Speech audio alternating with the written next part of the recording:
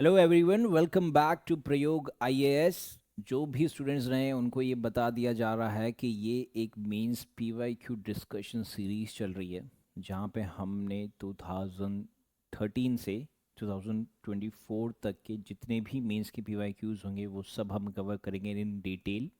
यहाँ पे major approach रहेगा कि आपको एग्जामिनेशन में एक क्वेश्चन को एड्रेस कैसे करना है ताकि आप मैक्सिमम मार्क्स स्कोर कर पाओ। इससे पहले वाली वीडियो में हमने एक फर्स्ट क्वेश्चन देखा था 2013 का, जहाँ पे हमने देखा था कि corporate social responsibility, inclusive growth और कंपनीज बिल पे तीनों मिला के एक क्वेश्चन बनाया गया था, जो हमारे सिलेबस में इंक्लूसिव ग्रोथ पे डायरेक्टली मेंशन किया गया था and role in economic development यानी कि कॉर्पोरेट सोशल रिस्पॉन्सिबिलिटी के बारे में भी मेंशन किया था। वेरेज आज का क्वेश्चन है with central theme of FRBM act, उसके फीचर्स और उसके इफेक्टिवनेस। अगर हम ये देखते हैं कि ये हमारे सिलेबस में डायरेक्टली मेंशन किया गया है अंडर द गवर्नमेंट बजटिंग, जिसके अंदर हम देख रहे हैं कि फिस्कल पॉलिसी के बारे में मेंशन है, बजट डेफिसिट के बारे में मेंशन है एंड पब्लिक डेब्ट मैनेजमेंट के बारे में भी मेंशन किया गया है। राइट, सो जल्दी से हम क्वेश्चन के बारे में समझते हैं कि हम सबसे पहले क्वेश्चन रीड करते हैं एंड देन क्वेश्चन को हम ब्रेक डाउन करेंगे। सो क्वेश्चन में फर्स्ट पार्ट है that what were the reasons for the introduction of the FRBM act 2023। Now this is the first part of the question. तो first part question में directly चीज पूछी गई है कि हमने एफआरबीएम एक्ट क्यों इंट्रोड्यूस किया था। Second part of question is that discuss critically, this is very important that हमें क्रिटिकली डिस्कस करना है, दैट मीन्स हमें पॉजिटिव और नेगेटिव दोनों बातें बतानी है, its salient features and their effectiveness, यानी कि हमें जो फीचर्स हम डिस्कस करेंगे ऑफ एफआरबीएम एक्ट और उसके इफेक्टिवनेस है उसको हमें क्रिटिकली डिस्कस करना है। सो that is the second part of the question. तो अब जब हम क्वेश्चन को ब्रेक डाउन करते हैं, तो क्वेश्चन को ब्रेक डाउन कर रहे हैं, तो यहाँ पे सेंट्रल थीम क्या है कि क्वेश्चन की थीम है एफआरबीएम एक्ट के बारे में पूछा गया है, जहाँ पे हमें रीजंस के बारे में पूछा है, दैट उसको इंट्रोड्यूस करने के रीजन क्या थे, देन उसके सेलियंट फीचर्स क्या है एंड उसके इफेक्टिवनेस क्या है, और जो एड ऑन है ये दोनों के बीच में कि हमें एक क्रिटिकल एनालिसिस करना है, यानी कि आपको एक क्रिटिकल वे में डिस्कशन करना है रिगार्डिंग दिस फीचर्स और ये फीचर्स के इफेक्टिवनेस क्या है। राइट, अब एक कोई भी क्वेश्चन को ब्रेक डाउन करना बहुत ज़्यादा ज़रूरी है, क्योंकि आप उससे उसकी सेंट्रल थीम समझ जाते हो, और ये थीम समझते हो तो आपको पता चलता है कि हाँ, थीम में एफआरबीएम एक्ट है, फीचर्स है और उसके इफेक्टिवनेस है, जिसको आप यूज़ करोगे टू फ्रेम योर इंट्रोडक्शन। ठीक है, कैसे? जैसे मैं अगर इंट्रोडक्शन फ्रेम करता हूं तो मैं ये देखता हूं कि एफआरबीएम एक्ट 2023 को इंट्रोड्यूस किया गया है। क्यों इंट्रोड्यूस किया है? क्योंकि हमें इंडिया का हाई फिस्कल डेफिसिट हो गया है और डेप्थ राइज हो चुका है। राइट, सो इसको इंश्योर करने के लिए, ताकि हम फिस्कल डिसिप्लिन की तरफ जाए और ट्रांसपेरेंसी की तरफ जाए, इसलिए हमने एफआरबीएम एक्ट इंट्रोड्यूस किया है। तो ये क्या कर रहा है? ये क्वेश्चन का फर्स्ट पार्ट कवर कर रहा है, the first theme, that is the reason for the introduction of the FRBM act, जो यहाँ पे भी लिखा गया है कि रीजन क्या है। Then second part of theme ये है कि इसके अचीव सक्सेस का मेजर था कि हमने यहाँ पे टारगेट रखा गया था कि जो फिस्कल डेफिसिट टारगेट है वो 3% होना चाहिए ऑफ द जीडीपी, जो कि एक रिजिड टारगेट बताया गया है। दैट मीन्स कि ये उसका एक फीचर है। अब ये फीचर को हम एनालिसिस कर रहे हैं कि हम कह रहे हैं कि ये एक रिजिड टारगेट था। क्यों? क्योंकि जब क्राइसिस हुए थे, लाइक 2008 का ग्लोबल फाइनेंशियल मेल्टडाउन हुआ था, तो यहाँ पे कंसर्न्स आए इसके इफेक्टिवनेस पे, यानी कि अब हम इसके इफेक्टिवनेस को भी एनालाइज कर रहे हैं कि क्या ये प्रैक्टिकल है या फिर ये फ्लेक्सिबल है कि इस टाइप के इकोनॉमिक शॉक्स को एड्रेस कर सके। So that means introduction read करके हमें क्या पता चल गया? हमें पूरे क्वेश्चन की थीम पता चल गई, जिसके अंदर हमने रीजंस को कवर किया है, हमने फीचर्स को कवर किया है एंड इनफैक्ट हमने इफेक्टिवनेस को भी कवर किया है। राइट, तो अब जब मैं ब्रेक डाउन कर रहा हूं तो वो सिर्फ इंट्रोडक्शन पॉइंट ऑफ व्यू से हेल्पफुल नहीं है, ये मेरे लिए बॉडी में क्या स्ट्रक्चर होना चाहिए वो भी यहाँ पे मेरे को क्लैरिटी मिल जा रही है। दैट मीन्स मैं बॉडी में पहली चीज क्या बताऊंगा कि मेरे को पहले रीजंस बताने हैं कि ये रीजंस क्या है, देन मेरे को बॉडी में फीचर्स और इफेक्टिवनेस बताना है और साथ में उनका एक क्रिटिकल एनालिसिस भी करना है। Right, so one by one तीनों चीजों को एड्रेस करते हैं। जैसे सबसे पहले मैं रीजन समझता हूं कि रीजन क्या है for the introduction of the FRBM act. तो सबसे फॉरमोस्ट रीजन जो हमने इंट्रोडक्शन में भी बताया था, दैट मीन्स क्या था कि हमारा फिस्कल डेफिसिट काफी ज्यादा इंक्रीज हो चुका है और दूसरा है कि हमारा डेप्थ बढ़ गया है।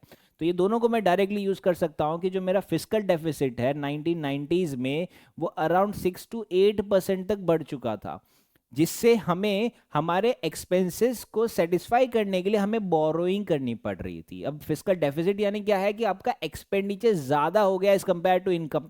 दैट मीन्स आपकी इनकम हो ही नहीं रही है बट आप एक्सपेंडिचर कंटिन्यूसली कर रहे हो, तो वो एक्सपेंडिचर को सेटिस्फाई करने के लिए आपको और भी ज्यादा बोरोइंग करनी पड़ेगी। फॉर एग्जाम्पल, जो 1991 का इकोनॉमिक क्राइसिस था वो पार्टली कॉज किया गया था by the government inability to finance it deficit, यानी कि गवर्नमेंट अपने डेफिसिट्स को फाइनेंस नहीं कर पा रहा था, जिसके वजह से बैलेंस ऑफ पेमेंट क्राइसिस भी हो गए थे और हमारा फॉरेन रिजर्व नियर डिप्लीशन पे आ चुका था। So this was the first reason कि हम एफआरबीएम एक्ट लाए। जो सेकंड रीजन क्या है कि जब हमारा फिस्कल डेफिसिट 6 to 8% बढ़ा तो हमारी बोरोइंग बढ़ गई। दैट मीन्स कि हमारा पब्लिक डेब्ट भी काफी ज्यादा बढ़ गया था, राइट। दैट मीन्स कि ये डेटा आया गया था कि 1990s में जो इंडिया का टोटल जीडीपी था वो उसका 80% जो था वो पब्लिक डेब्ट था। दैट मीन्स कि जो डेब्ट टू जीडीपी रेशियो है वो काफी ज्यादा पुअर था। तो डेब्ट टू जीडीपी रेशियो हमारा मेंटेन नहीं था कि जिस पेस में हमारा जीडीपी ग्रो हो रहा है क्या उसी पेस में डेप्थ ग्रो हो रहा है, या फिर जिस पेस में हमारा डेप्थ बढ़ रहा है क्या उस पेस में हमारा जीडीपी बढ़ रहा है। सेकंड पॉइंट ये था कि जो डेप्थ बढ़ा है ये 80% से बड़ा है उसका हमें इंटरेस्ट पेमेंट भी करना था। तो ये पता चला कि जो हमारी रेवेन्यू रिसिप्ट आ रही थी गवर्नमेंट के पास, यानी कि जो हमारा इनकम आ रहा था वो इनकम का 40% शेयर हमारा इंटरेस्ट पेमेंट में ही जा रहा था, राइट। तो ये एक सेकंड रीजन बताया कि हमें एफआरबीएम एक्ट क्यों इंट्रोड्यूस किया। थर्ड रीजन बताया कि हमारे में इन्फ्लेशन काफी ज्यादा बढ़ गया था क्योंकि गवर्नमेंट ने बोरोइंग इंक्रीज करके गवर्नमेंट स्पेंडिंग बढ़ा दी थी। तो जब गवर्नमेंट स्पेंडिंग बढ़ा दी थी तो मार्केट में मनी सप्लाई ज्यादा हो गया, मनी सप्लाई से प्राइसेस बढ़ गए और अल्टीमेटली वहां पे इन्फ्लेशन बढ़ गया, जिससे परचेसिंग पावर लोगों का कम हो गया और इन्वेस्टर का कॉन्फिडेंस भी कम हो गया। फिर 1980s और 1990s में ये पता चला कि जो इन्फ्लेशन रेट है वो 10% बढ़ चुका था। इमेजिन दैट एट प्रेजेंट हमने टारगेट कितना रखा है 4% +-2। 2024 में हमने ये सेट कर रखा है, वेयर एज इन 1990s में बोल रहे कि ये 10% चला गया था। That was extremely not feasible. So ये थर्ड रीजन बताता है। वेरेज फोर्थ रीजन ये बता रहा है कि जब हमारा फिस्कल डेफिसिट इतना बढ़ गया, पब्लिक डेब्ट इतना बढ़ गया, इनफैक्ट हमारा इन्फ्लेशन भी बढ़ गया, तो लोगों का इन्वेस्टमेंट का कॉन्फिडेंस कम हो गया। अब जब इन्वेस्टमेंट की जरूरत क्यों थी, क्योंकि हमने इकोनॉमिक रिफॉर्म्स लेके आए थे जिसके अंदर हम कह रहे हैं कि हमने लिबरलाइजेशन किया, हमने प्राइवेटाइजेशन किया और हमने ग्लोबलाइजेशन किया। अब ग्लोबलाइजेशन करने का मेजर ऑब्जेक्टिव क्या था कि हमें इंडिया को इंटीग्रेट करना था ग्लोबल इकोनॉमी से, लेकिन उसके लिए हमें फॉरेन इन्वेस्टमेंट चाहिए था। तो जब इन्वेस्टर ने देखा कि फिस्कल डेफिसिट इतना है, आप में डेप्थ इतना है, तो जो एफडीआई है वो डिस्करेज हो गया एंड जो फॉरेन पोर्टफोलियो इन्वेस्टमेंट को भी अफेक्ट किया, जो कि हमारे लिए बहुत ज्यादा इंपॉर्टेंट था। तो this was the fourth reason. Where fifth reason में आते हैं कि जो भी गवर्नमेंट ने बोरोइंग करी है, राइट, वो बोरोइंग करी है एक्सपेंडिचर करने के लिए, बट जो एक्सपेंडिचर मेजरली कहाँ कर रही है, जो रेवेन्यू एक्सपेंडिचर जो हो रहा है वो हो रहा है सब्सिडीज और सैलरीज में। यानी कि सरकार ने जो 80% डेप्थ रेज किया था हमारे जीडीपी के अमाउंट में, वो 80% में जो मैक्सिमम जा रहा था वो किस में जा रहा था, रेवेन्यू एक्सपेंडिचर में जा रहा था। दैट मीन्स कि यहाँ पे कैपिटल क्रिएशन भी नहीं हुआ था, हम कैपिटल ग्रो ही नहीं कर रहे, हम मशीनरीज ही नहीं लगा रहे, हम सिर्फ हमको खुद को सब्सिडीज और सैलरीज दे रहे थे। तो 2000 में एक डेटा आ गया कि जो रेवेन्यू डेफिसिट है is accounted for 70% of the fiscal deficit. यानी कि जो रेवेन्यू डेफिसिट इतना ज्यादा इंक्रीज हो गया था, यानी कि हमारा रेवेन्यू एक्सपेंडिचर लाइक सब्सिडीज और सैलरीज इतनी ज्यादा इंक्रीज हो गई थी, जबकि हमारा रेवेन्यू इनकम इंक्रीज नहीं हुआ था, राइट। तो ये इंडिकेट करता है कि जो हमने बोरोइंग्स ली थी उसका कंजम्पशन था वो रेवेन्यू एक्सपेंडिचर में हुआ था instead of the capital formation, यानी कि हमने इंफ्रास्ट्रक्चर पे फोकस नहीं किया था। So this was the fifth reason. Now another reason आ जाता है कि हमें एक फिस्कल डिसिप्लिन लाने की जरूरत थी। क्यों? क्योंकि जो हमारे पहले के फिस्कल कंसोलिडेशंस हुए हैं वो एडहॉक मेजर्स पे हुए थे, यानी कि टेम्पररी मेजर्स पे हुए थे, जिनके पास कोई भी बाइंडिंग लीगल फ्रेमवर्क नहीं था। तो जो इनिशिएटिव आया था लाइक 1991 का फिस्कल रिफॉर्म्स आया था, उससे हमें इंप्रूवमेंट तो हुआ था बट वो एडहॉक वे में हुआ था, यानी कि टेम्पररी वे में हुआ था। अगर हमें लॉन्ग टर्म यानी कि कंटिन्यूटी में चाहिए तो हमें एक लीगल फ्रेमवर्क लाने की जरूरत थी जो एक एक्ट से ही आ सकता था, जो 2003 में आया गया था, राइट। तो this was the sixth reason. अब सेवेंथ रीजन देखा जाए तो इंडिया में जो फाइनेंशियल स्ट्रेस था वो सिर्फ सेंट्रल गवर्नमेंट तक के लिए ही लिमिट नहीं था, जबकि वो स्टेट्स तक को भी एक्सटेंड हो चुका था। तो ये और ज्यादा नेसेसिटी करी कि हमें फिस्कल स्ट्रेटेजी को और ज्यादा कंसोलिडेट करना पड़ेगा। इसका डेटा आया था कि बाय 1990s में स्टेट्स लाइक यूपी और पंजाब जो है वहां पे जो डेफिसिट्स है वो 6% of gross state domestic product जा रहा था, वेर एज इंडिया का देखें तो इंडिया का 6 to 8% जा रहा है, एंड पंजाब और उत्तर प्रदेश का भी 6% जा रहा है। सो दैट मीन्स कि स्टेट के साथ सेंट्रल के साथ स्टेट गवर्नमेंट के भी फाइनेंसेस भी प्रॉपर वे में मैनेज नहीं हुए थे। ओके तो यहां से हमने देख लिया कि first part of the question address कर लिया, दैट इज द रीजन। अब सेकेंड पार्ट में हमें एड्रेस करना है the features and the effectiveness. But जो सेकेंड पार्ट में जो सबसे ज्यादा इंपॉर्टेंट पॉइंट है वो है कि हमें यहाँ पे क्रिटिकली डिस्कस करना है। नाउ डिस्कस क्रिटिकली का मतलब क्या है कि आपको सबसे पहले एक बैलेंस्ड व्यू देना पड़ेगा। दैट मीन्स कि आपको यहाँ पे कुछ एस्पेक्ट्स बताने पड़ेंगे, आपको यहाँ पे कुछ फीचर्स बताने पड़ेंगे, राइट, और खुद के कुछ आर्ग्यूमेंट्स बताने पड़ेंगे। दैट मीन्स कि आपको यहाँ पे एक पॉजिटिव और एज वेल एज एक नेगेटिव एनालिसिस करना पड़ेगा। फिर सेकंड है कि आपका जो एनालिसिस रहेगा वो इन डेप्थ होना चाहिए। दैट मीन्स कि आपको फैक्ट्स के बियॉन्ड जाना पड़ेगा, आपको कुछ चीज़ों का इवैल्यूएशन करना पड़ेगा। इवैल्यूएशन इन द सेंस आपको क्या चीज़ें इवैल्यूएट करनी पड़ेगी, आपको रीजंस को इवैल्यूएट करना पड़ेगा, आपको हमारा इम्पैक्ट जो हो रहा है उसको इवैल्यूएट करना पड़ेगा, एंड इनफैक्ट जो हमारे इम्प्लीकेशंस भी है उसको भी इवैल्यूएट करना पड़ेगा, राइट। एंड इसके लिए आपको कई सारे एग्जांपल्स यूज करने पड़ेंगे, आपको कई सारे डेटा आपको बताना पड़ेगा, एंड इनफैक्ट आपको एक एविडेंस भी बताना पड़ेगा कि ये आर्ग्यूमेंट का ये सब्सटैंशिएशन हो रहा है। फिर थर्ड है कि आपको क्वेश्चंस रेज करने पड़ेंगे। दैट मीन्स कि आपको गैप्स को हाईलाइट करना पड़ेगा, आपको फ्लॉज बताने पड़ेंगे, ये पर्टिकुलर एक्ट में इनकंसिस्टेंसी बतानी पड़ेगी, एंड इनफैक्ट आपको गैप्स बताने पड़ेंगे जो आपको बताएगा कि ये पॉलिसीज में क्या चीजें है। एंड एट द एंड में आपको कंक्लूड करना पड़ेगा with the perspective. That means कि आपका एक जजमेंट आना चाहिए, और ये जजमेंट आपका एक बैलेंस होना चाहिए, राइट। तो ये चीजों पे ज्यादा फोकस करने की जरूरत है, राइट। तो जब हम ये क्रिटिकली एनालिसिस करते हैं तो इसके बेसिस पे हमें देखना है कि किस तरीके से हमें ये पर्टिकुलर क्वेश्चन को एड्रेस करना चाहिए, right. So one by one हम ये चीजें देखते हैं, जिसके अंदर हम ये देखेंगे कि जो फीचर्स है, फीचर्स और जो उसकी इफेक्टिवनेस है, उनका एक क्रिटिकल एनालिसिस करना जरूरी है। ओके तो सबसे पहला है कि हमने जो डेफिसिट टारगेट्स बनाए थे उस पे जरा सा क्वेश्चन उठाया गया था। कि क्या क्वेश्चन उठाया था मेजरली, कि जो आपने एक्ट बनाया था फिस्कल डेफिसिट, उसके अंदर आपने एक लिमिट रखा था 3% का। अब ये 3% का जो लिमिट है वो एक रिजिड वे में रखा गया था। दैट मीन्स कि आपने कहा कि आपको एलिमिनेट करना था रेवेन्यू डेफिसिट बाय 2008 से 2009 के बीच में। तो इसका पॉजिटिव इंपैक्ट तो ये था कि हमने जो हमारा फिस्कल डेफिसिट है वो 6% से 3% पे लाके लिमिट कर दिया था। लेकिन सवाल ये उठ रहा था कि जो ग्लोबल फाइनेंशियल क्राइसिस हुए थे 2008 और 2009 में, वहां पे ये टारगेट्स इतने यूजफुल नहीं हो पाए थे, राइट। क्यों? क्योंकि ये थोड़े से रिजिड थे, राइट। तो ये एक इशू हुआ था। वेरे जो सेकेंड चीज बताई गई थी that is the borrowing consistencyness, sorry borrowing restrictions. अब बोरोइंग रिस्ट्रिक्शन में ये था कि जो एक्ट है वो रिस्ट्रिक्ट कर रहा था गवर्नमेंट बोरोइंग को कि वो रिड्यूस करे अपना डेप्थ बर्डन। तो जब आप डेप्थ बर्डन रिड्यूस करोगे तो आप अपना फिस्कल प्रूडेंस को इंक्रीज करोगे। तो यहां पे सवाल ये उठाया गया था from the critical analysis point of view कि आपने बोरोइंग को 80% से डिक्रीज करके 67% पे तो ला दिया। So that is a positive thing. वेरे जो क्रिटिकल एनालिसिस हम ये कर रहे हैं कि यहाँ पे सबसे ज्यादा जो फोकस था हमारा अंडर दिस पर्टिकुलर एक्ट, वो बोरोइंग पे हम ज्यादा फोकस कर रहे हैं, राइट। सो दैट मीन्स कि हम यहाँ पे कैपिटल एक्सपेंडिचर पे फोकस नहीं कर रहे जिसके लिए हम बोरोइंग कर रहे हैं, राइट। हम रेवेन्यू एक्सपेंडिचर पे ज्यादा फोकस कर रहे थे। ओके तो ये बोरोइंग रिस्ट्रिक्शंस लाया, दो पॉजिटिव था बट उसका ये नेगेटिव सिनेरियो आया गया था। देन थर्ड जो है that was the transparency requirement.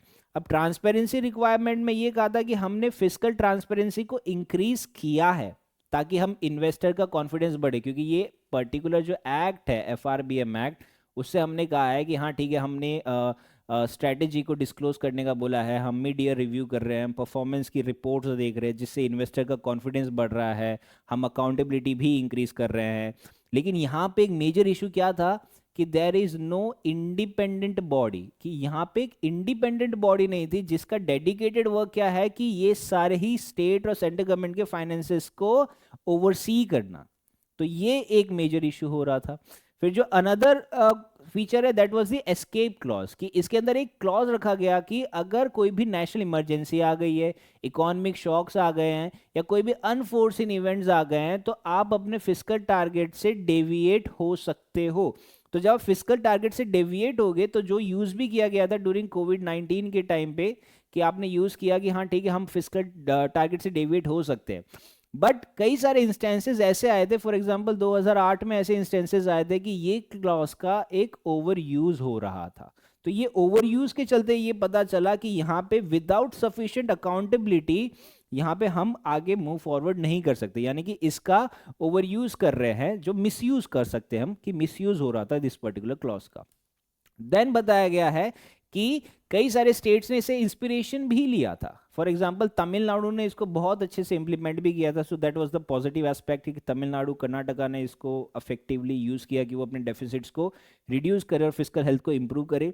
But critical analysis यहाँ पे ये कहता है कि जो स्टेट्स है लाइक पंजाब है, पंजाब में अभी भी फिजिकल इनडिसिप्लिन रहा। क्यों रहा? क्योंकि यहाँ पे जो एनफोर्समेंट है वो काफी ज्यादा वीक वे में हो रहा है, तो एनफोर्समेंट अच्छे से नहीं हो पाया, तो ये एक इशू जनरेट हुआ था, राइट। तो ये फीचर्स की बात कही गई। अब अगर हम इफेक्टिवनेस का देखते हैं, तो इफेक्टिवनेस में हमने इसको दो में डिवाइड किया है, कि एक है अचीवमेंट है और दूसरा लिमिटेशन है। तो अचीवमेंट में मैं कह रहा हूं कि हमने फिजिकल हेल्थ को इंप्रूव किया था, राइट, कि हमने जो हमारा फिजिकल डेफिसिट है उसको डिक्लाइन कर दिया था, ओके। एंड जो पब्लिक डेप्थ है वो भी रिड्यूस हो चुका था सिग्निफिकेंटली, तो उससे इंडिया का मैक्रो इकोनॉमिक में स्टेबिलिटी आ गई थी। जो सेकंड इफेक्टिवनेस था कि हमने फिजिकल डिसिप्लिन इंप्रूव कर दिया था, जिससे हमने कहा कि हमारा जो फ्रेमवर्क है फिजिकल रिस्पॉन्सिबिलिटी का वो और ज़्यादा इंप्रूव हो गया। तो गवर्नमेंट जो है वो फाइनेंशियल मैनेजमेंट प्रैक्टिसेस एक साउंड वे में करने लग गए। थर्ड जो है कि इसका इफेक्टिवनेस में जब हमने ट्रांसपेरेंसी इंक्रीज करी, अकाउंटेबिलिटी इंक्रीज करी, तो उसके चलते क्या हुआ कि इन्वेस्टर का कॉन्फिडेंस इंक्रीज हो चुका था। तो इन्वेस्टर का कॉन्फिडेंस इंक्रीज हो गया था, तो हमारे में और ज्यादा इन्वेस्टमेंट आने लग गई थी। अब अगर हम इसका लिमिटेशन समझते हैं, तो लिमिटेशन में मैं कह सकता हूं कि हमने जो रेवेन्यू डेफिसिट है उसमें थोड़ा सा नेग्लिजेंस कैरी किया है। नेग्लिजेंस कैरी किया यानी क्या है कि हमारा जो मेजर फोकस था वो था एक्सपेंडिचर को कंट्रोल करना, वेरेज हमारा फोकस किस पे होना चाहिए कि रेवेन्यू जनरेशन पे भी होना चाहिए। जैसे for example GST roll out हुआ तो उससे डिले हुआ रिफॉर्म्स, जिससे हमारा रेवेन्यू जनरेशन में और ज्यादा इश्यू हुआ, एंड उसके चलते हमारा बोरोइंग पे जो रिलायंस था वो इंक्रीज हो गया, वो कंटिन्यू रहा, मतलब ठीक है। फिर सेकंड है कि हमारा जो मेजर इंफोसिस क्या था कि हमें फिस्कल कंसोलिडेशन करना है।